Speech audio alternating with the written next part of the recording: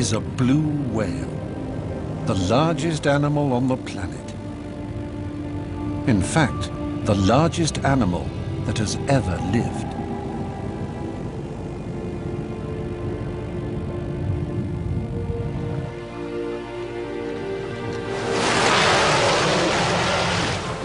It's 30 meters long and weighs nearly 200 tons.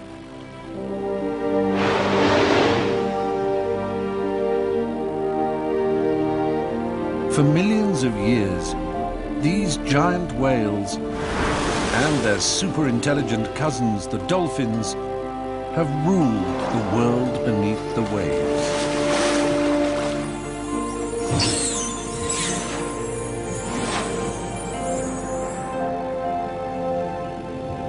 Sadly, our relationship with them has not always been a friendly one. In the past, we persecuted them. But today, we are reaching out to them and experiencing a sense of wonder that's hard to explain.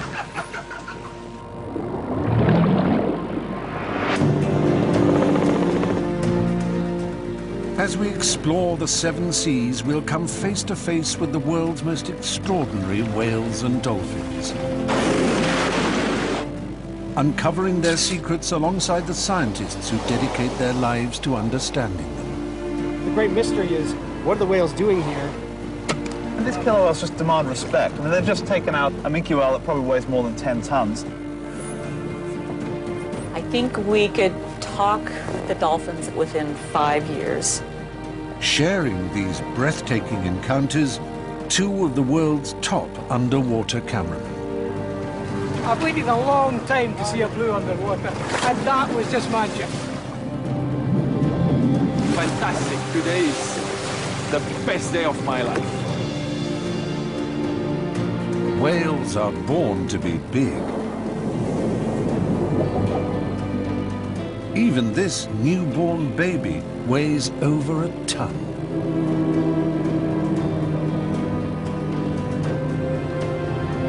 So what is it like to live your life as an ocean giant?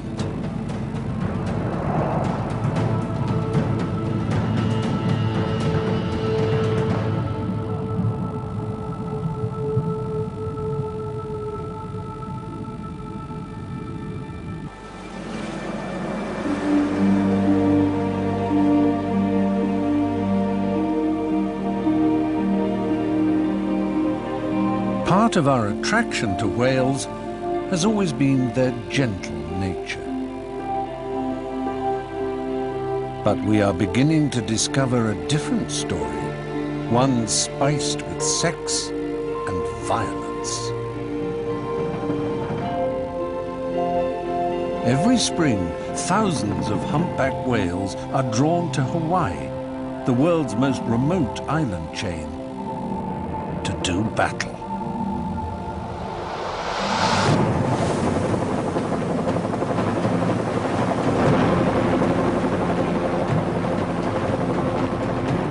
A scientific team heads out over the tropical seas of Maui for a bird's-eye view of one of nature's greatest showdowns.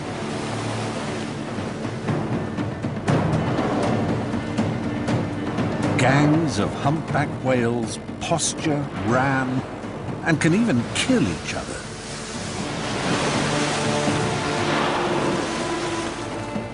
So what has driven these giants to fight?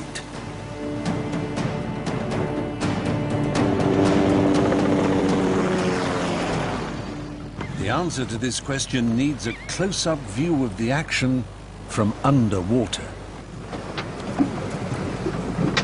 Jeff Kalbash has spent 15 years watching fighting whales, trying to make sense of their belligerent behavior. Okay, she is ready to go.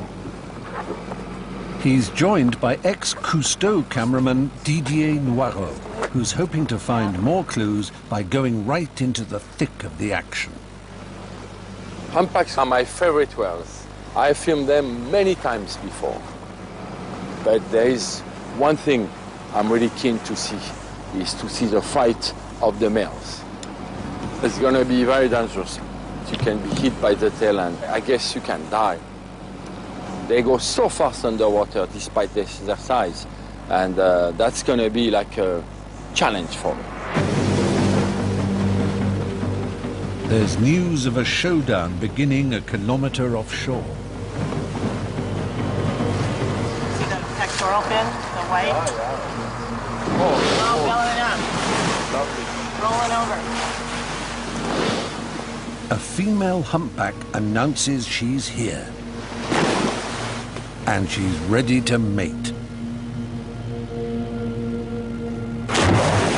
Slapping the surface can be heard from a kilometer away.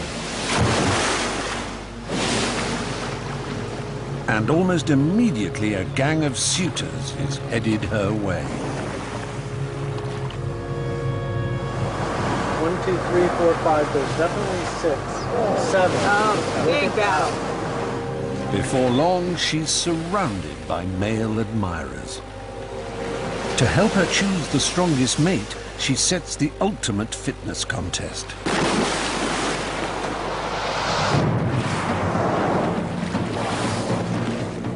She sets off on a marathon swim with the pack of jostling males in hot pursuit.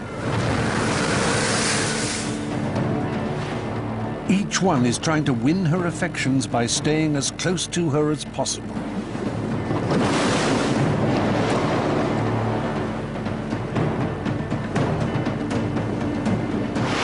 Ready to go? Yes, it's time to go quickly.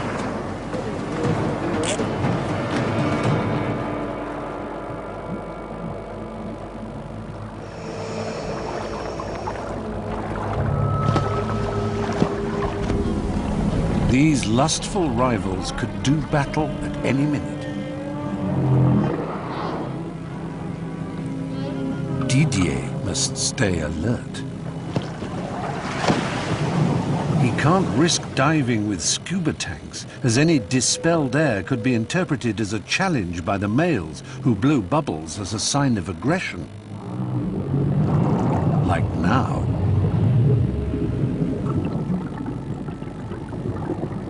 Suddenly, the female comes into view, escorted by a bubble-blowing lead male, or primary.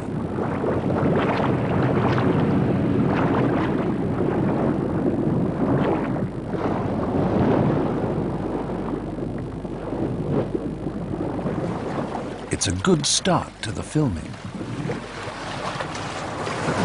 There was the two animals right here, and I could tell that wasn't the female or the primary.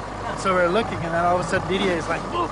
He hits me, and right behind us is the primary coming with a bubble trail. Bubble trail, which I filmed. Yes. Jeff believes the primary blows a 30-meter curtain of bubbles to screen the female from other challengers.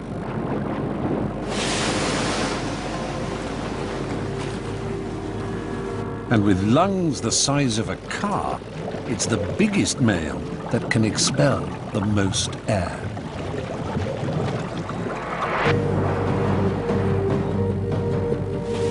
This hot pursuit can last all day and cover kilometers of ocean.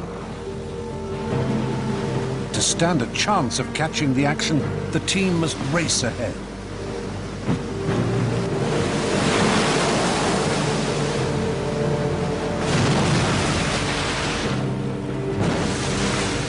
Meanwhile, the competition escalates to explosive shows of strength.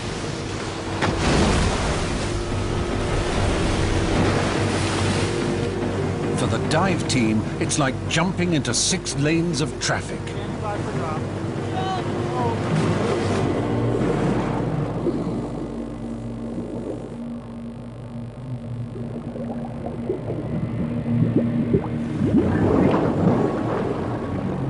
Testosterone-fueled giants charge by at 32 kilometers per hour.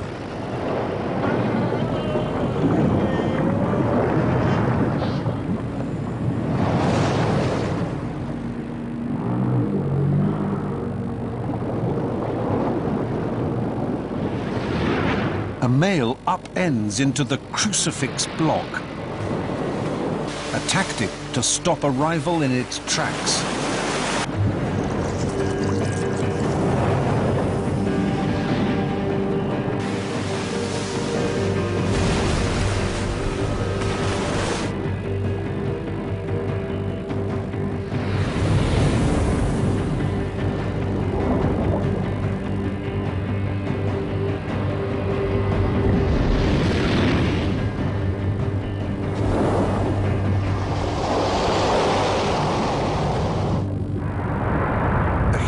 Male charges straight for his bubble-blowing rival, ramming him off course.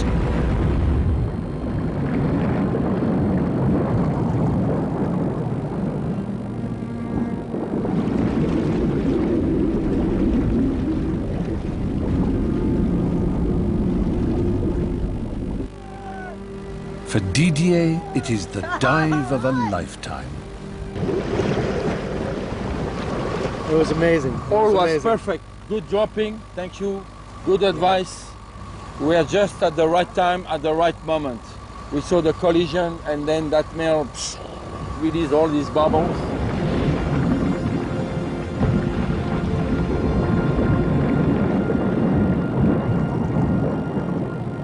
Using his weight advantage, the bigger male takes the lead. But the female has yet to choose her mate. And the marathon continues. Go, go, go, go.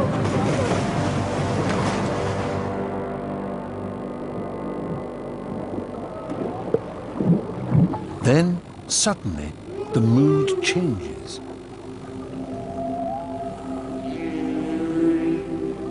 The female has vanished, perhaps having eloped with her chosen male. And without the object of their desire, the heat has gone out of the battle.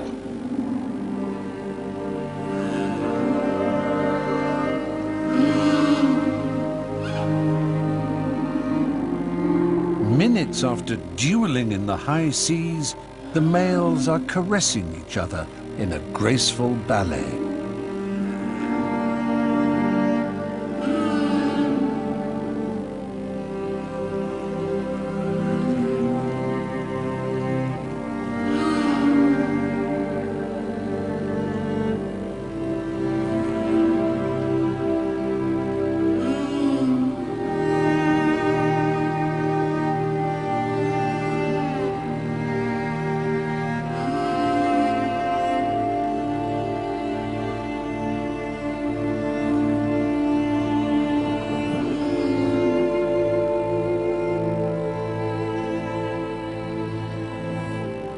They start to dance like a ballet. Beautiful. How beautiful to watch them just moving and turning, touching. It was spectacular, very spectacular.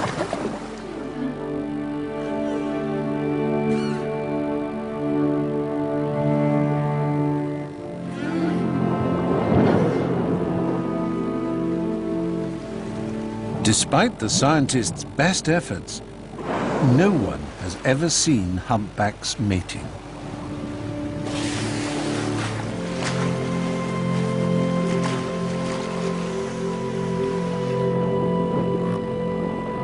But everything points to the female choosing the biggest blowing and hardest hitting male to be the father of her young.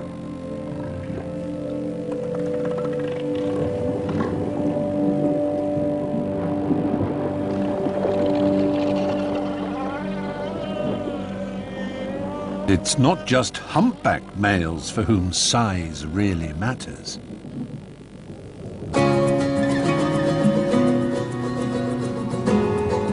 Here off the coast of Argentina is the biggest whale orgy on the planet.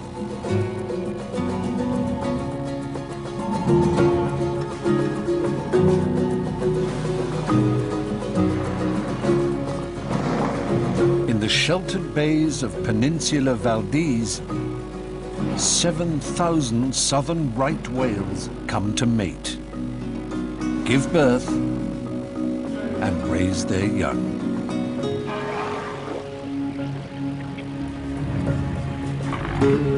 There is something about these far larger whales that makes them surprisingly gentle lovers.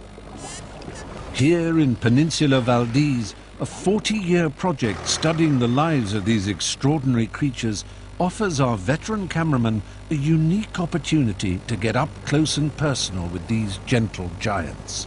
And Didier can't wait. I love southern right whale. They are probably the friendliest of the whales. They are very approachable. They don't mind the divers. And here in Patagonia, the water is very clear, so I'm really looking to do something fantastic. Exploring the mating habits of these friendly whales is Dr. Mariano Cironi.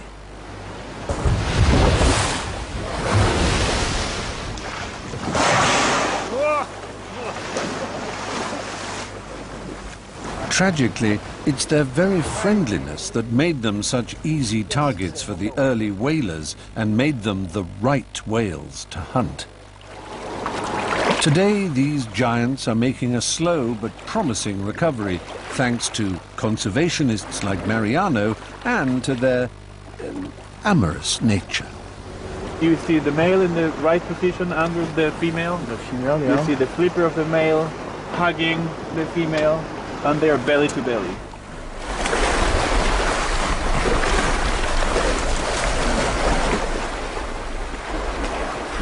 Both sexes are very promiscuous, and the males are equipped with a particularly astonishing adaptation for mating, a pair of giant testicles. Their two testicles together can weigh up to 1 ton. And the testes of the right whale are 20 times heavier than those of the blue whale. So that's an indication of a very sexual species. Mariano is investigating the link between the size of a male's giant testicles and his chances of paternity. But making sense of this mass of writhing bodies at the surface is difficult. To complete the picture, Didier must get in the water. Let's go.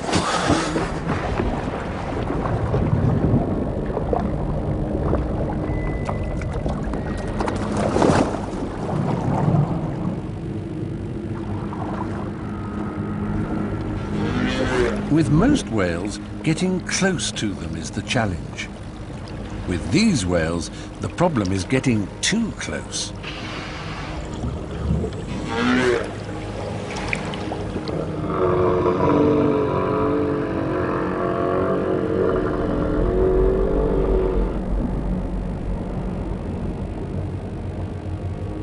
They are so friendly that a diver must be careful not to be accidentally crushed by one of these 80-ton giants.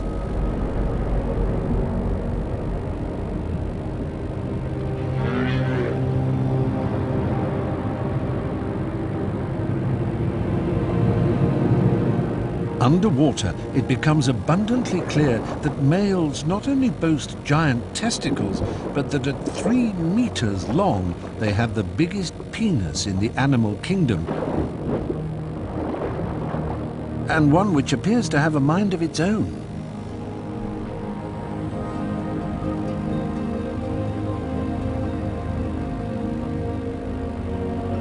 When they finally mate, it's belly to belly.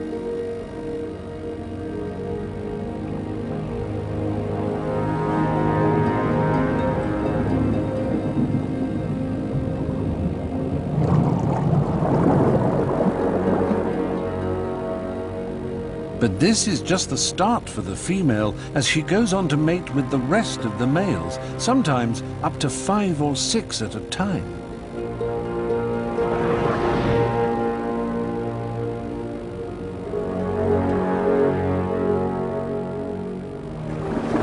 That was just fantastic. Good. What I have seen just now is the most amazing spectacle I have ever seen underwater. Oh, that's good. Didier's intimate images of the mating will be invaluable to Mariano's study. By mating with a variety of males, the female ensures that the battle for paternity goes on inside her and not in the open seas.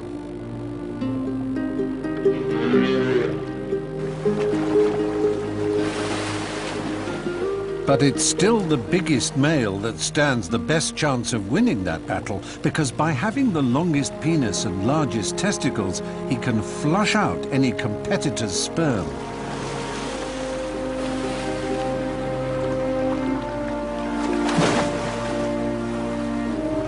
For male southern right whales, size really does matter.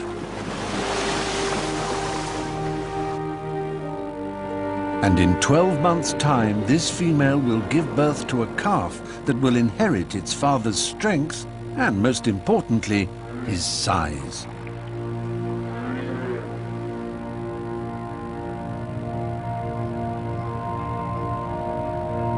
But here off the west coast of Mexico, it's the size of the mother that matters.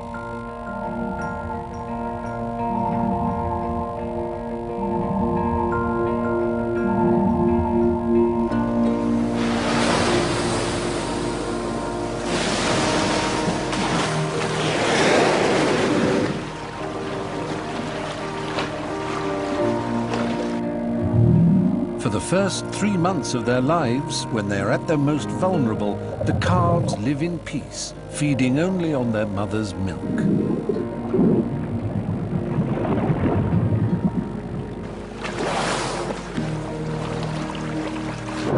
But for his mother, there's nothing to eat here. For her own survival, she must leave this safe haven and lead her calf on a perilous journey, the longest made by any mammal. From the barren waters of Mexico, they will swim almost 9,000 kilometers to the rich feeding grounds of Alaska. During its 50-year life, a calf will swim over 500,000 kilometers.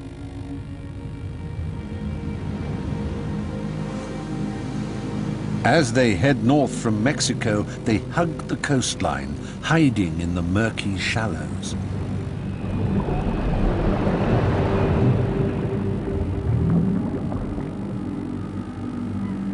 But at Monterey Bay, California, they can take a shortcut across the deep mouth of the bay. And that's a gamble. They're now exposed to attack.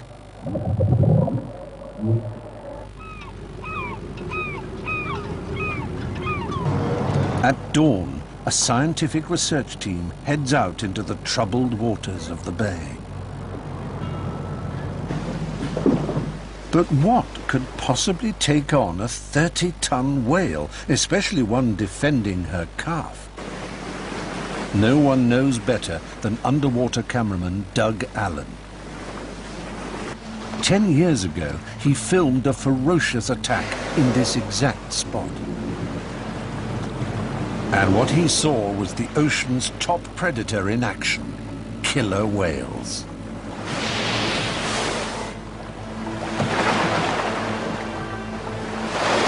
The intensity of the battle has left a lasting impression.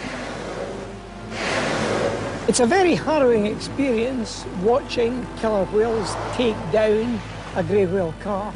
The calf tries so hard, obviously, to survive. The mother does all she can too. The killer whales are just so relentless. They harry, and they will just take those two apart.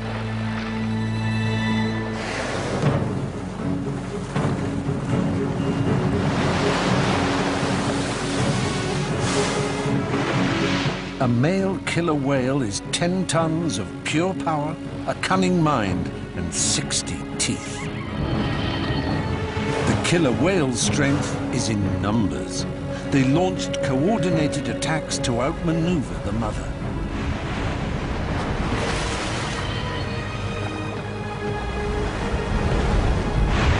But the killer whales had chosen their victim well.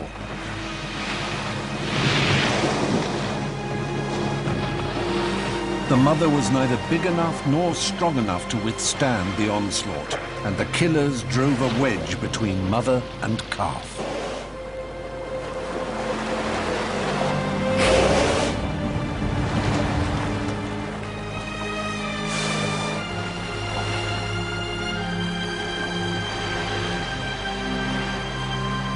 After 6 hours, the battle was over. The mother exhausted, the calf killed and eaten.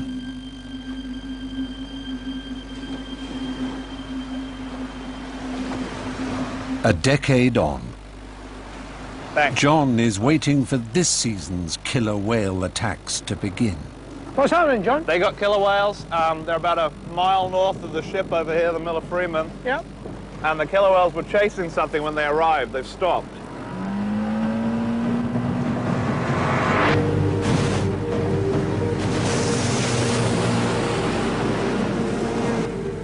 John is planning to attach state-of-the-art satellite tags to these killer whales for the first time.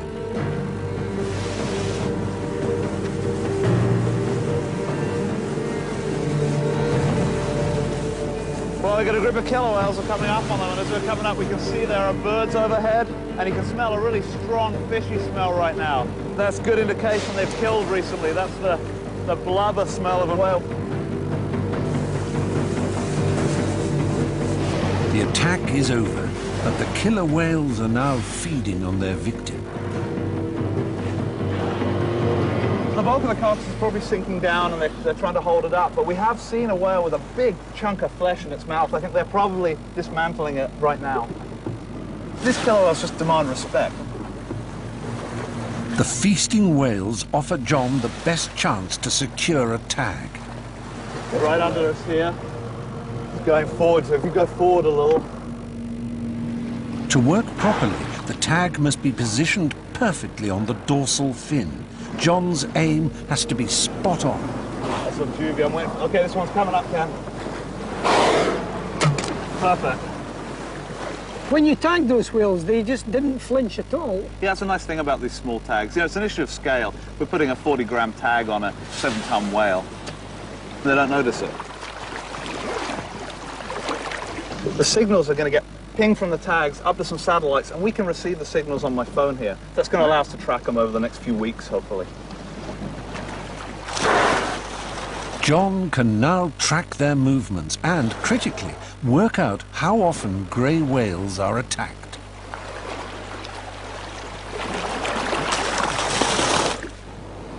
Only 1 week later, some extraordinary results come through. Rather than wait in ambush in the bay, these killer whales have headed way up the coast. So here's Monterey Bay, and you get an idea of the scale. It looks pretty small on this chart. Well, the first group we tagged, in 8 days now, no further, have moved all the way to the top of this chart to northern Oregon by the Umpqua River. It's over 700 kilometers. The hungry killer whales have had to broaden their search for prey way beyond Monterey Bay. Perhaps because there are far fewer grey whale mother and calves undertaking their epic migration this year. It's highly likely that this immense migration, probably the longest regular migration of any mammal, is largely due to the threat of predation by killer whales. Grey whales may choose to breed in Mexico, thousands of kilometers away from their northern feeding grounds, simply to keep the calves safe from killer whales for as long as possible. After 3 months traveling, the grey whales finally make it to Alaska. The emaciated whales can now gorge themselves. Each day, they sieve out over a ton of shellfish from the muddy seabed.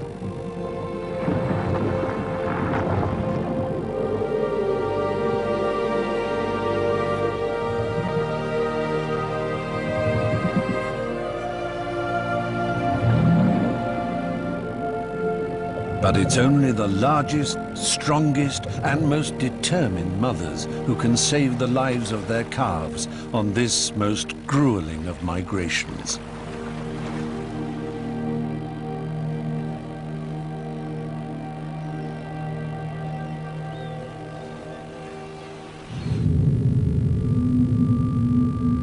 Further north, Within the Arctic Circle lives a whale 3 times the size of a grey whale. And it's grown massive for even more extraordinary reasons.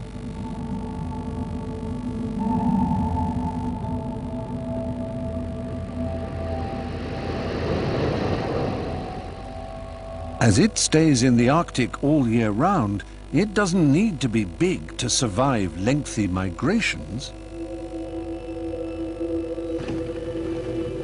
And protected by the maze of shifting pack ice, it has less to fear from killer whales.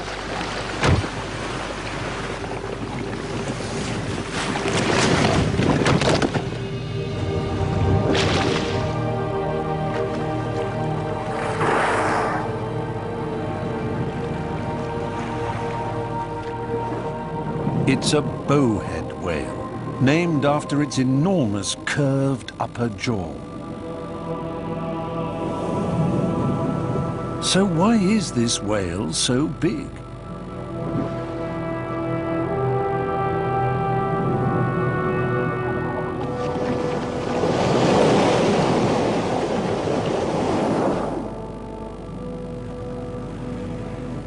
In eastern Greenland, a scientific team is attempting to unlock the secrets of this little-known giant.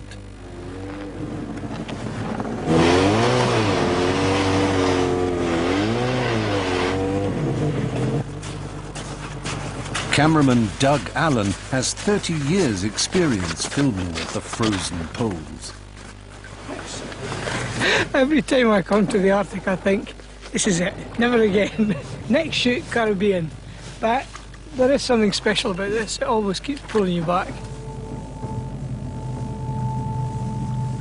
In the last 2 centuries, bowheads were almost wiped out by commercial whalers and are notoriously wary of humans. No one knows this better than Doug.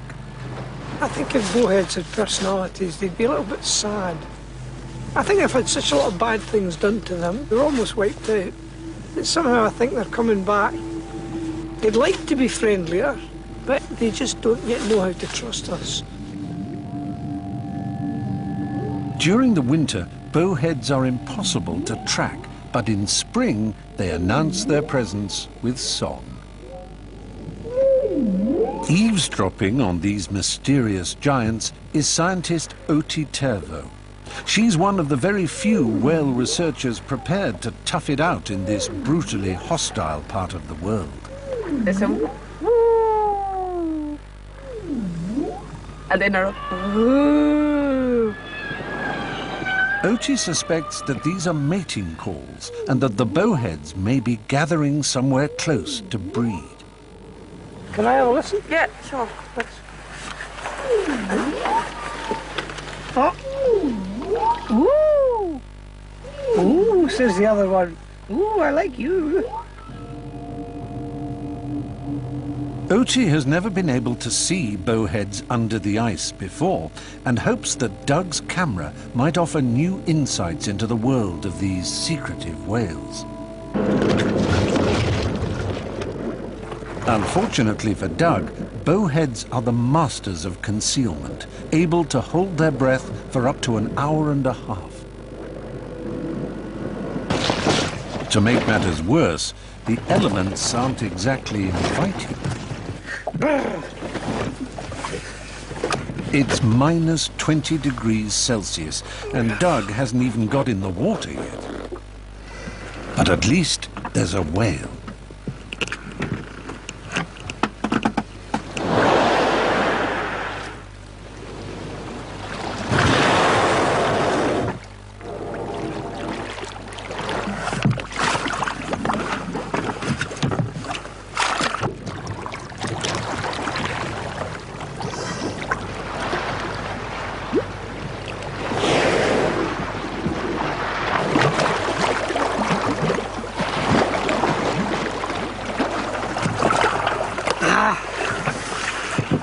Just heard me coming, I think.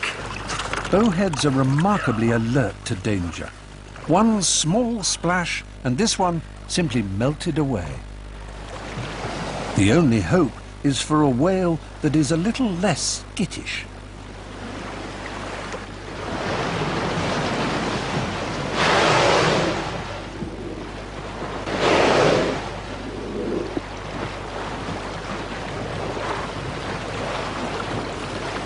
Gosh, these whales, gee, they're hard to get close to.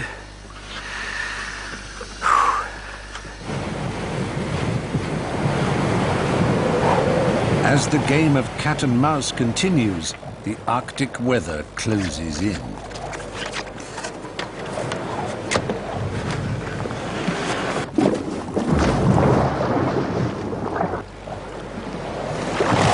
Even with his insulated dive suit, Doug is close to hypothermia after just 2 hours.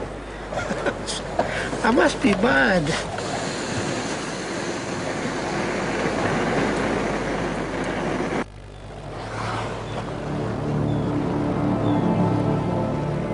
But how do bowheads survive this cold?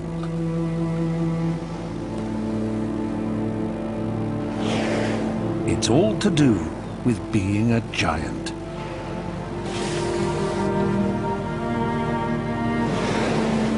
The bigger and rounder the body, the better it is at retaining heat.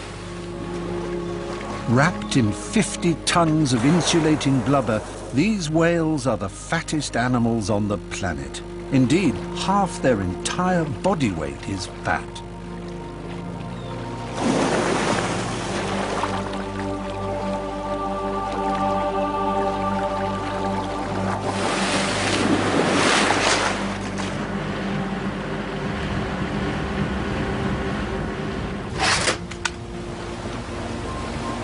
With the whales so close, it's an ideal opportunity for the scientists to collect a DNA sample.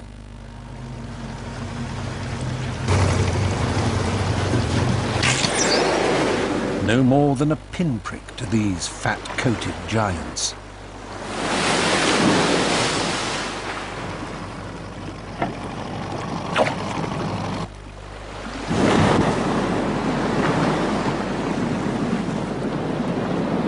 Analysis of bowhead tissue samples is revealing some extraordinary links between their size and their age. Well, there are some estimates that the whales could be over 200 years old, so this could be a sample of a 200-year-old whale. Well, that would make that animal one of the oldest living animals on the planet. Yes, it would definitely be the oldest mammal we know of right now.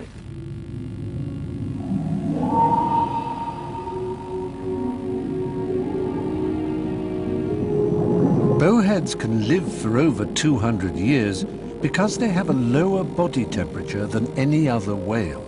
And the lower your body temperature, the slower you age.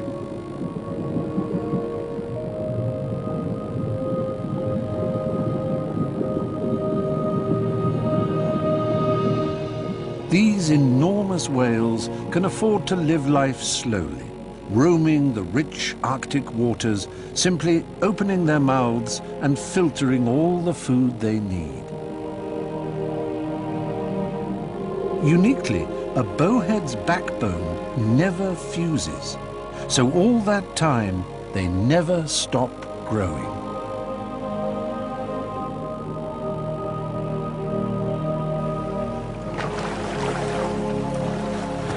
Just think of all the wisdom that's in that whale. 200 years he's swum around the Arctic, slowly finding his way around. They are amazing, and still mysterious too. Although this gentle giant can grow for centuries, there is one whale that is even bigger.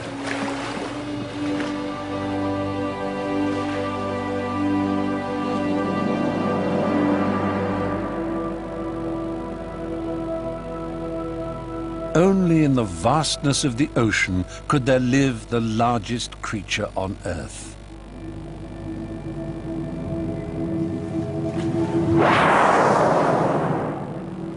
The blue whale.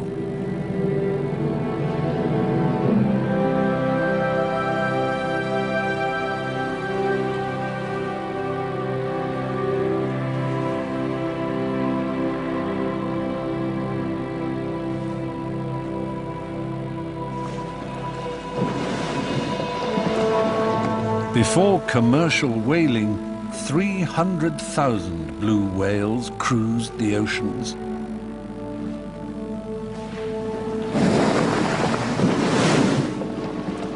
Today, less than 10,000 remain.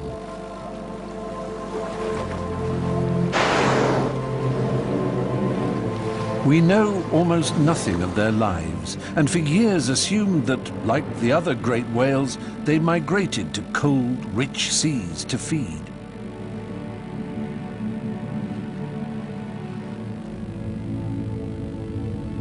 Yet in the warm, tropical waters off Sri Lanka in the Indian Ocean, blue whales seem to be living here all year round.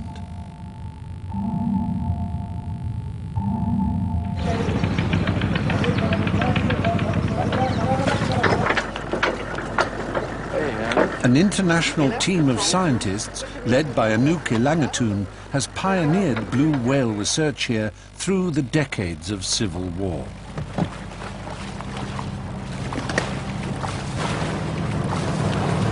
This is a once-in-a-lifetime opportunity for cameramen Doug and Didier, who have never managed to film blue whales before. They're not easy to approach like southern right whales. They're not friendly like humpback whales. These are very difficult characters. If I get one shot of a blue whale underwater, that would be a dream come true. They head 30 kilometers out into the open ocean. Blue whale territory.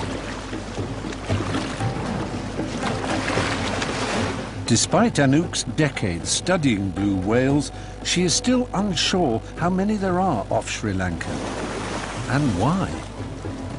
Sri Lankan blue whales seem to be pretty unique. They seem to stay around here year-round, and the real mystery is what are they feeding on and what is there to sustain them throughout the year in these waters. But at least they're sticking around. So what holds them to this patch of blue sea off Sri Lanka? By measuring how temperature and salinity change with depth, scientist Asha De Vos believes she has the answer. What I've discovered is that along our coastline there are these areas of upwelling, pretty large areas, which are bringing all this cold, nutrient-rich water from the depths to the surface, which might be providing conditions for whale food. The upwelling of cold, nutrient-rich water is unusual for the tropics, but appears to contain the perfect food for blue whales, whatever that is. Any images of whales feeding in Sri Lanka will not only be a first, but will also help support Asha's theory.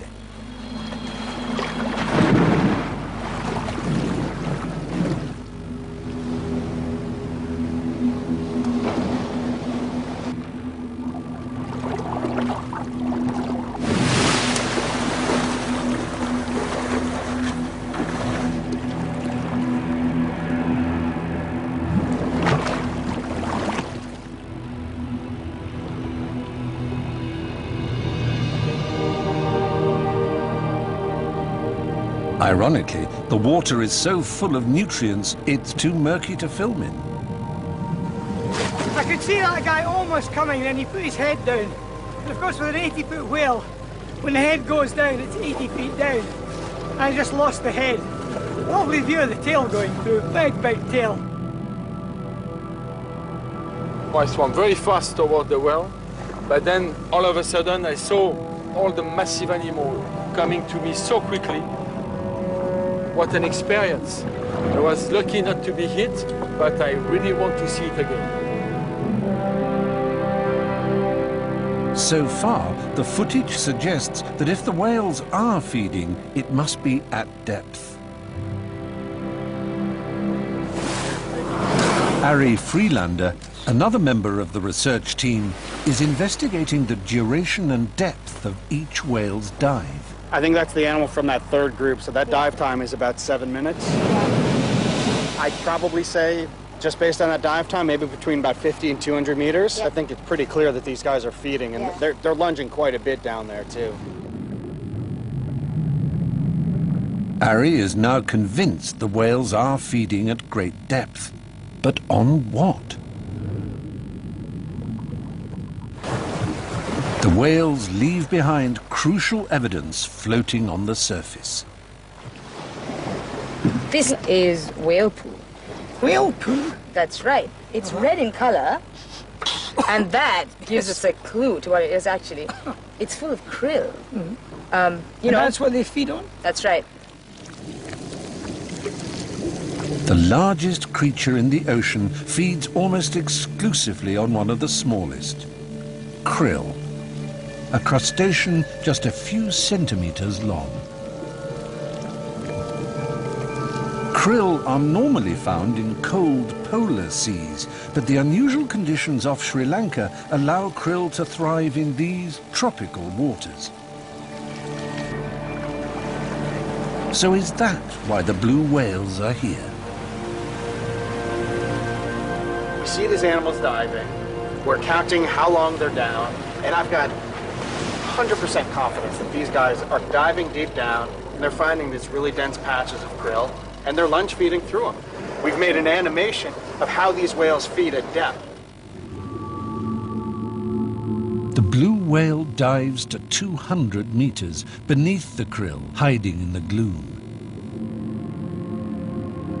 The whale then powers up through the swarm, gulping its own body weight of water into its ballooning throat. It then strains out the nutritious krill through its fine mesh of baleen.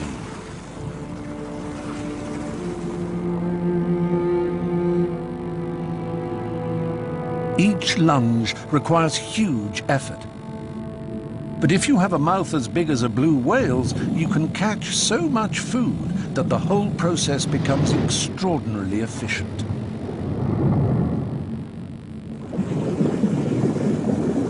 Their size is the secret of their success. Doug and Didier make one final attempt to get up close to the deep-feeding giants.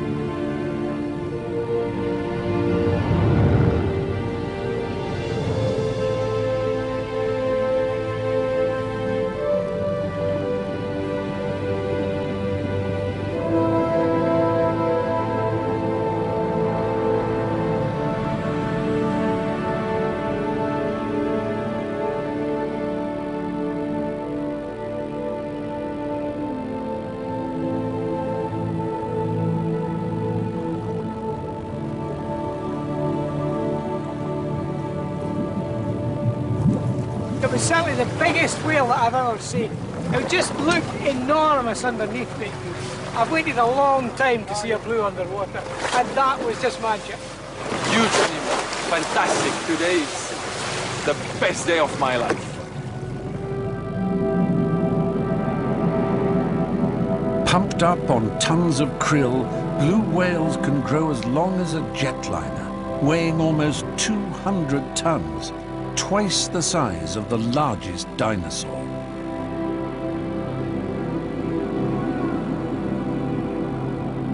But worryingly, the blue's giant size and its giant appetite are now putting it at risk. We know that climate change is occurring, and in places like Antarctica, the temperatures have skyrocketed, and we also know that krill has started to decrease. And when you don't have enough food, blue whales are going to have trouble surviving. So as climate change happens, as krill starts to be depleted, blue whale survival could be in jeopardy. Blue whales are still endangered, but they are recovering slowly. For their recovery to continue, it's not just the whales themselves that will need protection, but the seas and the other creatures they depend on.